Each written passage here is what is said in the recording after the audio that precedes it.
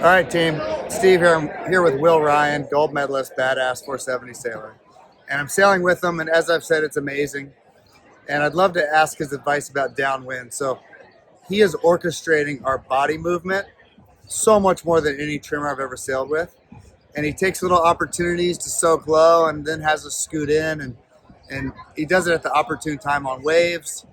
And he moves around and works harder than anyone I've ever sailed with. So I was curious if we could get his thoughts on, like, what are you thinking? What are you doing? Yeah, no, thank you for the nice words. No, it's been awesome to sail with Steve. I think the key part is having good lanes around the racecourse. So a lot of pressure on the tactician for that, but we know boat racing is not always like that. So you've got to be able to make the most of the power or the pressure that's in the boat.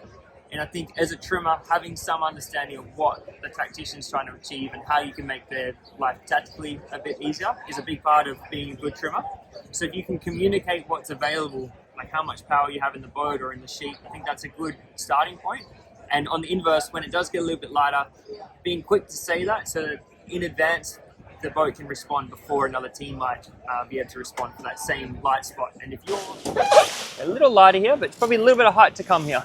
Light spot. And if you're one step in front of another team and how you can do all those little gains, then that ultimately helps you get around the racetrack a little bit quicker. So for me, I've been really lucky. I've sailed a lot of different boats, and I think that's a big part of it. But it's trying to understand how the boat performs its best. And for me, it feels like this release term is a kind of a way to describe when the boat is in its optimum spot, and that's how you achieve the BMG. And it's trying to understand what each boat needs on a particular day and trying to get everyone on the same page. You might not always get it perfect, but if you're all working towards the same goal, I think that's a big part of it. So yeah, I think for me, it comes down to trialing different things. I think you've got to make lots of mistakes before you can know exactly what's perfect.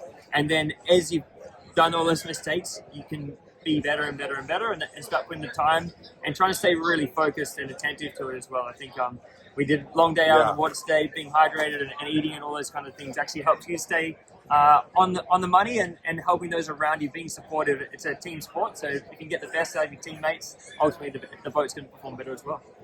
Thank you. I have noticed that you focus really well and don't get distracted and stay in the game all the time. Is that something you've worked on or just natural? Or? I think I've been really lucky. I've had some amazing coaches over my Olympian campaign, and obviously doing the Olympian campaign, you do so many hours on the boat, and then that's what makes you good at what you do. And you see the same in business as you see in sport, and it's the attention to the small details which really make the difference when you add them all up. So yeah, for me, maybe I pride myself on that work ethic, but it can come in any industry or any shape or form, and it's about finding the enjoyment, because that helps you stay focused better, and you know that if the boat performs well, you're going to be probably happy with your day as well. Beautiful. And Will is super positive on the boat. He says lovely a lot. Smile. A little faster down. A little faster down. That's it there. Lovely. It's getting stronger. Nice, Pete. Let's go get these guys. A lot. Smiles a lot, as you can see. And some sailors that are good, I've noticed, are a little bit kind of mean sometimes, and he is the nicest sailor I've ever been with and the best. Lastly, you talked about something upwind today in light air where the puff comes on and you had us hike a bit extra and kind of make the boat flatter than most people would sail in light air. And you said the speed will increase. And can you talk about that one thing in particular? And then there was a time you said we scooted in. What was that about?